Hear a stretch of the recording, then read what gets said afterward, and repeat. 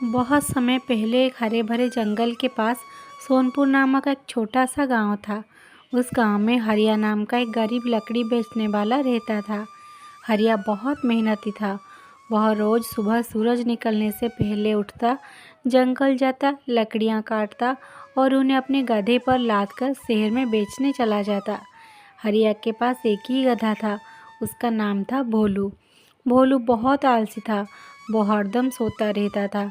उसे काम करना बिल्कुल पसंद नहीं। वह हमेशा सोचता रहता कि कैसे कम मेहनत करके ज़्यादा आराम किया जाए। हर सुबह जब हरिया जंगल से लकड़ियाँ काट कर लाता और भोलू के पीठ पर लाता, तो भोलू लंबी सांस लेकर धीरे धीरे चलता।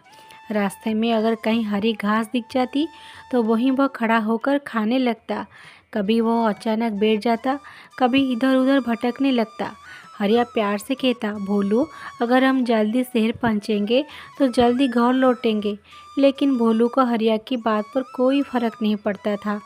एक दिन जंगल में भोलू की मुलाकात एक चालाक बंदर से हुई।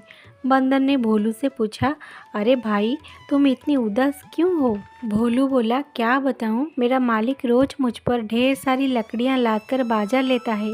मैं उस लकड़ी के भार से बहुत थक जाता हूँ। बंदर हंसते हुए बोला, अगर तुम थोड़ा सा दिमाग लगाओ तो काम बहुत आसान हो सकता है। भोलू की आंखें चमक उठी। बंदर ने धीरे से उसके कान में एक चालाकी भरी बात बताई। अगले दिन जब हरिया लकड़ियां लादकर शहर जा रहा था तो रास्ते में कीचड़ भरा गड्ढा आया। भोलू ने जानबूझकर वहां कदम फिसला दिया और धड़ाम से कीचड़ में गिर गया। लकड़ियां गंदी हो गई और कुछ भी टूट भी गया। हरिया मजबूरी में आधी लकड़ी वहीं छोड़नी पड़ी। भोलू मन ही मन खुश हुआ, वाह, आज तो बोझ आधा हो गया। और भोलू रोज कोई ना कोई बहाना ढूंढने लगा। कभी वो कीचड़ में गिर जाता, कभी रास्ते में बैठ जाता और कभी पेड़ से टकरा जाता। हरिया परेशान रहने लगा क्योंकि अब उसकी कमाई कम होने लगी थी। एक दिन जंगल के रास्ते में हरिया की मुलाकात एक बूढ़े साधु से हुई। साधु ने पूछा, बेटा, तुम इतना परेशान क्यों हो? हरिया ने सारी बात बता दी। साधु मुस्कुराए और बोले, कल तुम लकड़ियाँ के साथ एक और चीज़ अपने गधे पर लाद देना, फिर देखना क्या होता है। अगले दिन हरिया ने लकड़ियाँ के साथ बड़े बड़े पत्थर भी बोरे में भरकर भोलू के पीठ पर रख दिया। भोलू को लगा, आज भी कोई चाल चलूँगा और बोझ कम कर दूंगा। रास्ते में फिर वही कीचड़ वाला गड्ढा आया।